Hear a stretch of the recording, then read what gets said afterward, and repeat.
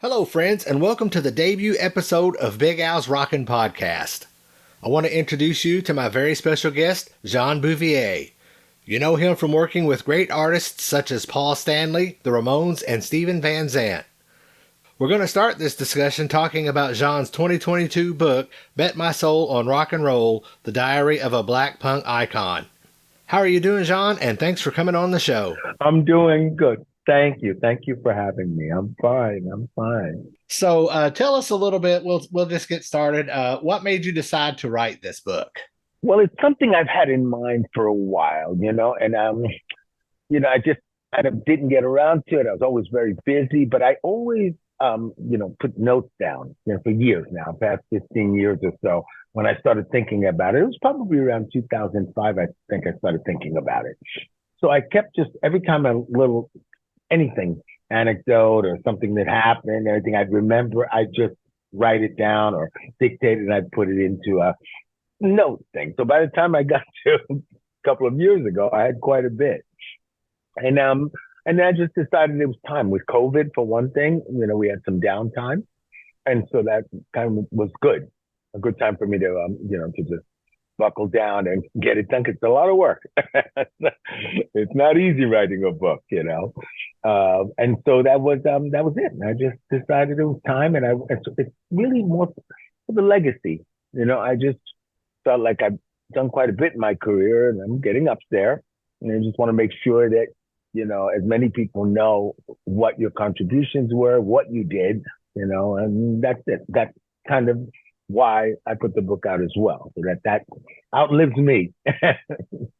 When writing the book, what was the hardest part for you putting it together?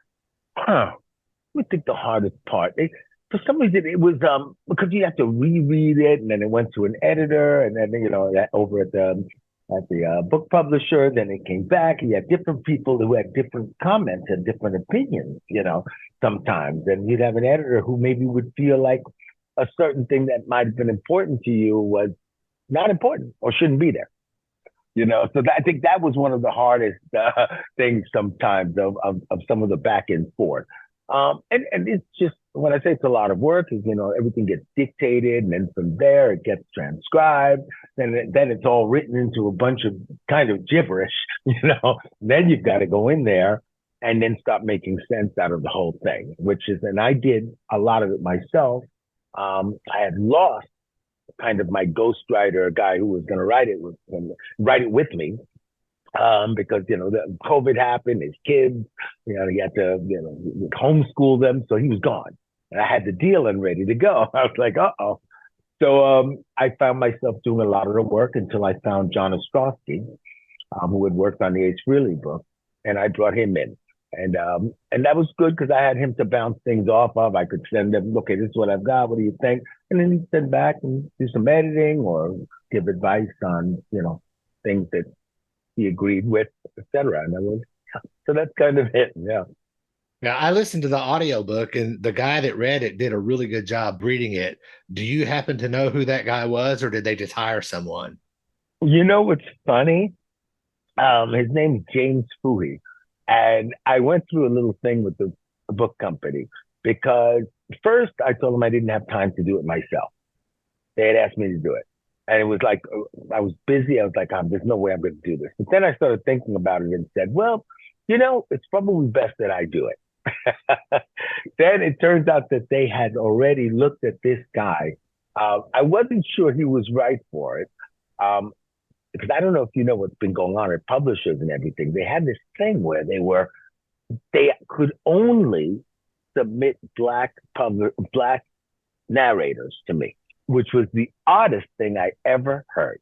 I'd say, well, what if this guy's from here, or if I'm black, but I'm have this and have that, and I grew up in a different place. You can't just say, oh, anybody who black who writes a book has to have a black narrator. So I ended up in a fight with them about that, even though I know he was, good. He could do different accents. He had done some, he's definitely a reputable guy. But I kind of got in a little thing with them for a while there, just because of the principle of it. I didn't like the principle.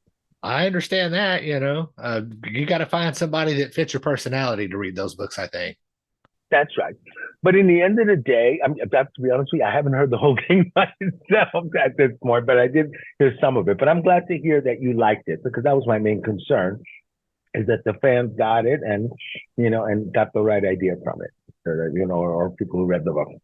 Was there anything when you were writing the book that maybe researching yourself that you had forgotten? Anything that surprised you while putting this book together?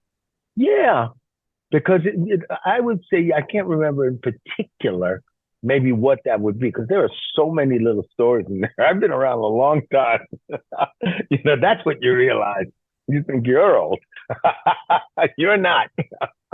I've been around a long time, and you start going back all those years and you say, Lord Jesus, I can't believe I was, and that happened that long ago. Whoa, so you are surprised, and it gives you, which I think is a positive thing, is it gives you an opportunity to really relive your entire life, step by step, which is what I did. You had to go back from the beginning and remember every detail. You asked what was hard? Date. That's what was hard. Oh, yeah. Some of my favorite stories that you told were your times in Europe. When I was in the Air Force and I was stationed in Germany from January of 89 to January of 91. So a lot of those stories that you told about the European clubs, I could identify with. That was really cool. Oh, yeah. You understood them. Absolutely. No, that's good. That's good. That sounds so hoping, but that's, it was a fun time. And there's so many, like I said, it's a long time. So there's so many little stories. So you get surprised a lot of times, or it really refreshes your memory. Let's put it that way. Or you say, I can't believe I did that. Or Is there anything in particular that you would like to talk about in the book? I mean, we're not going to tell all the stories in the book, obviously. Well, of course, right. Yeah, because you don't want to give too much away. Well, I just think I did my best to try to share pretty much my whole life, and the kind of the roller coaster ride that the music business is. A lot of people have this illusion that it's just like, have a hit, run around, limousines, you're having a great time. There's that, but there's also difficult times, and to get to the point where, at the very beginning, nobody believes in you, or nobody believes what you want to do, so you've got the world against you, at the beginning, and it's just you standing there saying, I can do this. That's tough at the beginning. So you have to have pretty thick skin. So I kind of go through all of this in the book, and I go through, what, inspired me, made me do what I did. And a lot of things are just luck. It's interesting how lucky things happened at times, or being at the right place at the right time, brings a surprise, like whatever, Cobra and, Stallone coming out of the blue, Richard Branson coming out of the blue. One thing that did surprise me is I never knew about a bidding war or a bidding thing between Michael Jackson and Prince to get me into their camp. I didn't find that out until somebody that I knew, who was a very good friend of Michael Jackson's, actually wrote it in my book. And I was like, he started writing. I asked him to write a piece and forward, and he did. And I looked at it and I was like, oh, I didn't know that. I mean, I knew I had offers, but I didn't realize that there was an active thing going, that they were both in it together. Let's put that. Those were some pretty cool stories. And, I can understand some of the decisions that you made regarding Prince and regarding Michael Jackson.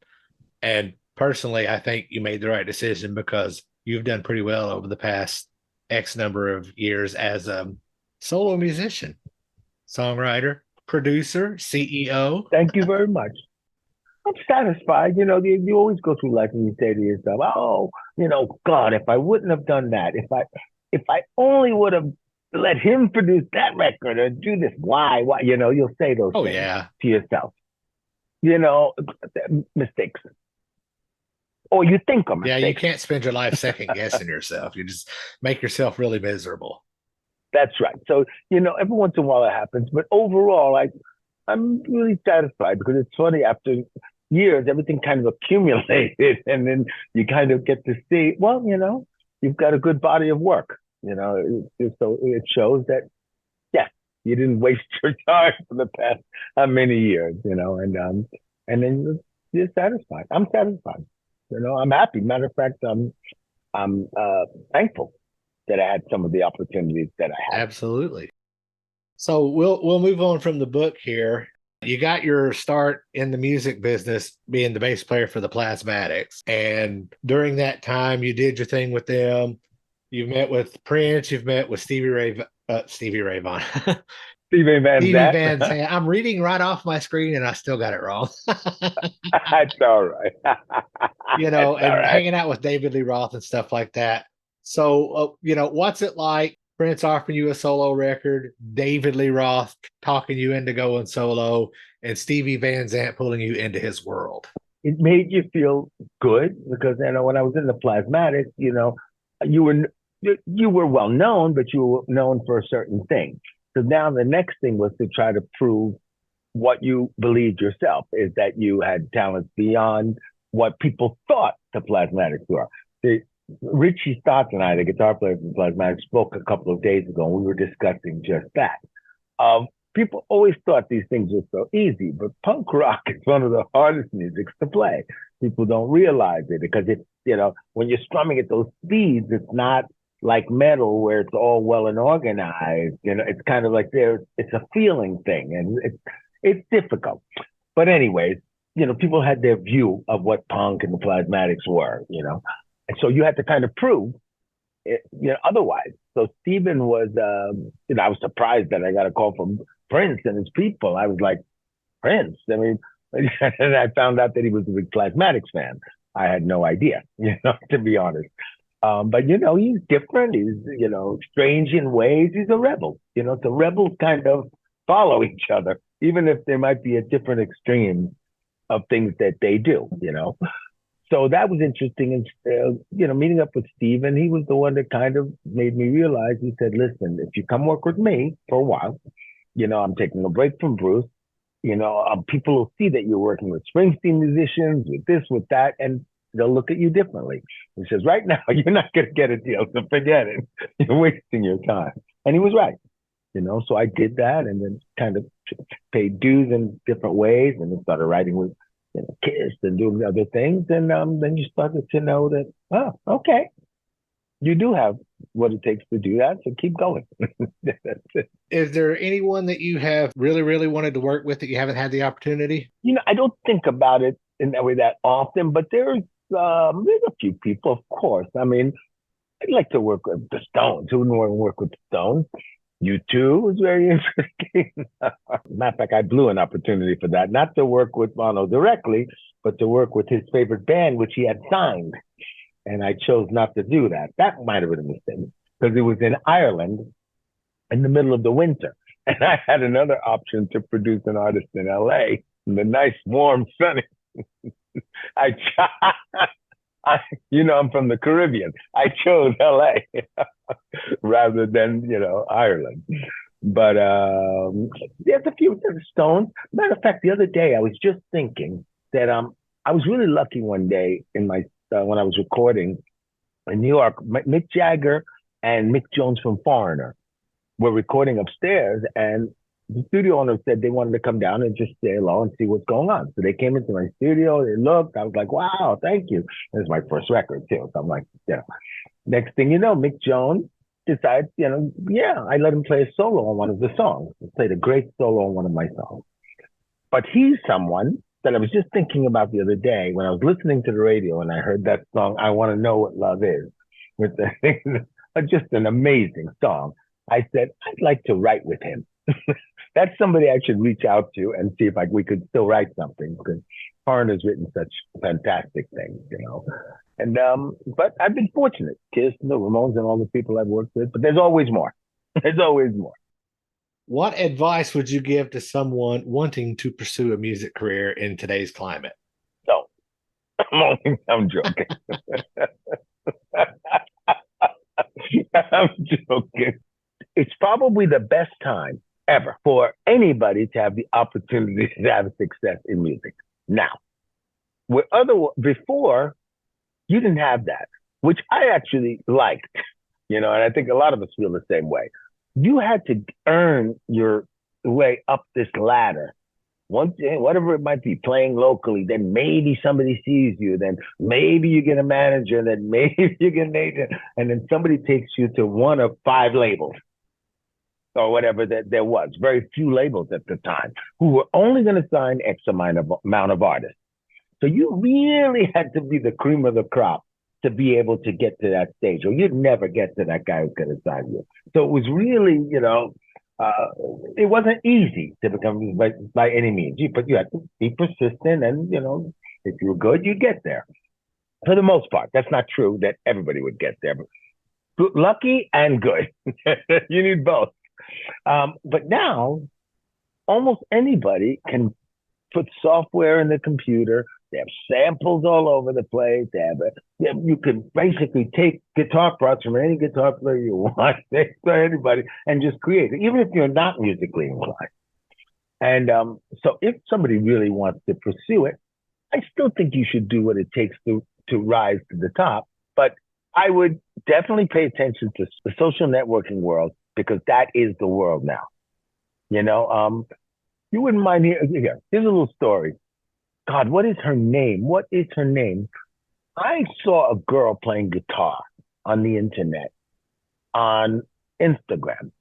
And I really liked the way she played. She was just funny. She had this attitude. She played solo. She was making all jokey faces. I'm thinking, this would be a great girl to have my band to tour.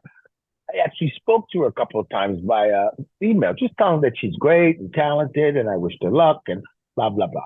She was young. I think she's like 18, something like that. Turns out that she posted a video every single day for 1 year. I looked last time before, 3 months ago, I had looked at something. I looked last week, and it's talking, she just got a major record deal with Universal or with a major label. And she has a video up right now actually describing how she made it in the music business to that point just by doing Instagram videos. So she said that she posted one every single day, never missed a day, different outfit, different this, different song, playing, and she just kept doing it. She got calls and messages from people like me, guy in LA, and she liked that band, she liked that guy, and then finally one guy spoke to a record company, they signed her. That's fantastic.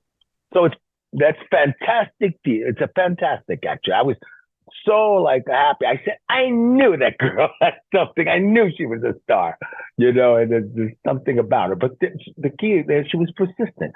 It takes a lot to get up every single day and post a video, even if it's one song, getting dressed, playing, doing the whole thing, the guitar, playing the solo, and knowing the solo songs. Every one of those songs, that's a lot of songs. It's crazy. But anyway, the persistence and really keeping an eye on what's going on now, social networking and working to build your own fan base at the same time, because that's just the way people, record companies or whatever look at it. You don't need a record company these days. You can sell everything yourself. It's just a matter of how persistent and how consistent you are. If you every day posted something to TikTok and Instagram and Facebook, they all pay money, all of them, for your songs. If you went to the studio tomorrow and you did a mess, I just met with my publisher yesterday. Everyone, he says he thinks it's the best world ever now, because he said, because you make money from all this little monies, but still it's little money that add up to big money, but if what I mean? If somebody gets up there and every day just keeps doing it and bangs away at all these things, eventually people are going to see it more. No matter what, more people are going to see it. It's going to keep doubling, tripling, quadrupling, and you're building your audience. And, you probably can put yourself in a situation where you have your fans that like what you do, or it gets bigger. But you just have to get into it, believe, make sure that you're as good as you can be, and be persistent and consistent. That's my advice. Sounds like pretty solid advice to me. Thank you. In your musical journey, would you do anything differently? Yeah, there are a couple of things that maybe I should have done differently. I'm thinking about it the other day. For example, I've been friends with Nile Rodgers, who's a great producer. for many years. And after my first solo record, I was a little lost. And at that time would have been a perfect time to let him produce an album for me. I would have done that. I've always wanted to work with him. For some reason, I worked with him on somebody else's record, but never on my own. And I think we might have made a great record. That's one thing. A couple of other things. Bon Jovi was in Sweden and wanted to do some writing. This was before Slippery When Wet, and I didn't, couldn't really work it out to do it. And I think I would have done that differently.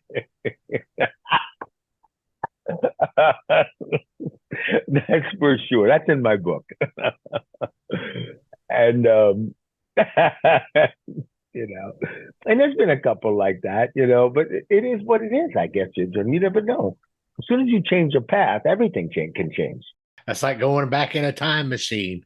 You change one thing, you've ruined the world. That's right.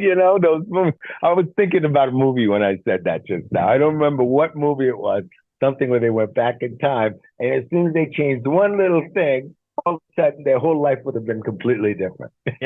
That's right. Let's talk a little bit about your discography now. You've got Drums Across the Mohawk, Jackknifed, Voodoo X stuff, Rock Masterpieces 1 and 2, which is kind of a compilation of all of the stuff that you have done, Crown of Thorns. With all of that stuff, have you ever considered putting together a live album? Yeah. I've thought about it. I'm going to be playing live more next year if everything goes as planned. And yes, I would consider doing that because I should have done that already. I believe we released a couple of, I'm trying to think if we released any live stuff. I must have released something live throughout my career, I would imagine, unless it's just things on YouTube or something. But maybe I haven't released any official, definitely no albums. But I'm just thinking about even one-off songs or something like that, or B-sides. I think so. But it's something I need to do. That's no doubt about that. Yeah. We'll move on to the Who Wants to Be Lonely thing now. And we're going to kind of incorporate Paul Stanley in here. You've written with the Ramones. You got the Pet Sematary, Animal Boy, Brain Drain. Oh, by the way, the song Pet Sematary that you co-wrote was in the TV series Mr. Mercedes. There's a trilogy that Stephen King wrote, and it's been turned into a Peacock TV series. Moving along to the Kiss-related stuff, you recently recorded Who Wants to Be Lonely for my friend John Jeffrey, who is in a Kiss tribute band, and they have done a couple of compilation CDs that were Kiss covers for charity, and the one that you did is for the Maria Love Convalescent Fund. The Mariah Love Convalescent Fund is a bridge to independence, providing interim financial assistance for the people of Erie County, New York, with convalescent care needs. They also assist in providing medical needs and supplies, even providing transportation to those who need help in getting to and from doctor's appointments. You recorded the single Who Wants to Be Lonely. You're also a co-writer on the Kiss Asylum album, and you played bass on that song. Right. And I know you also played bass on All Night, and from the Animalize album, Thrills in the Night was a co-write, and you played bass on Under the Gun, Thrills in the Night, and Get All You Can Take. So first, tell us about how you got involved with John Jeffrey's project to record that single. Basically, he called me, and it was a while ago, probably about a year ago. He told me what he was doing. Told me he was doing this Kiss tribute. It was for charity, and he was trying to get some people who were involved, part of Kistery, you call it, were involved with the band in some way to contribute to the record. And, I'd always want to support that kind of thing. So I said, yeah, go ahead, let's do it. Send me the thing. So they recorded stuff over there. They sent me the files. We never got together, actually. I had my own studio where I just recorded the vocals and just sent everything back to him. And then that's it. We just did things over the phone back and forth, and that's it. And now it's looks like it's ready to rock. Right on. And he's just finishing up the album. I think it should be a good album. I wish him all the luck with it. So speaking of Animalize and Asylum, do you want to talk a little bit about working with Paul and how that came to be? Okay. The funny thing is that we didn't start just directly working together. We met in in a club. We met in this, it was like an old diner that was called Heartbreak. It was downtown New York City, where everybody, now Rogers, Paul Stanley, actors, rockers, and all from all walks of life. You could see Barrymore in there, then you'd see Brooke Shield with her mom, then you'd see, all kinds of people in there. And I was in there one day, and Paul and I kind of even bumped, or he walked over and he says, "Hey, you're that guy from the Plasmatic." I said, "Yeah, blah, blah, blah, blah." And I looked at him, and, of course, they were doing makeup, so I kind of kissed. I said, "Yeah, yeah, yeah." And then from there, we, just, I don't know, we just hit it off. And we just started hanging out. We were like dancing with girls and everything and having a great time. And then we just exchanged numbers. And from there, we just like would get together and hang out. Like he'd say, "Oh, come over. I'm going to take you to this cool ice cream place called Serendipities." And we'd go there. Then we'd say, "What are we doing tomorrow? Let's go see that movie, blah, blah, blah." And then we'd go do that. Or we go see concerts. We just became really good friends first. I'd go to his house. We'd hang out. But it almost took a year before, and I'd go to some Kiss rehearsals, this and that stuff. But because I came from, at that point, 82, 83, I had just finished playing with Little Steven, so it was like two musicians kind of hanging out, if you know what I mean, and we were doing that, and, we just enjoyed each other's company and fun when we were out, like wingmen at the time, and we did some winging, in Sweden and all different places, actually. And then one day we were just sitting there eating Chinese food like we'd often do in his apartment, and then he brought a guitar and we started messing around. All of a sudden, Thrills in the Night came out of that. And then from there, that was the first song. I went into the studio, got involved, but it was never something where I was really asked to play, be the bass player for those songs. It was kind of very casual. It's like Paul would be in the studio, he'd be, "Okay, we're gonna go to dinner at this place, whatever, Columbus or whatever. So let's do one. I'll be in the studio from 3 to 8. Why don't you come see me here? And then from there we'll go to dinner later."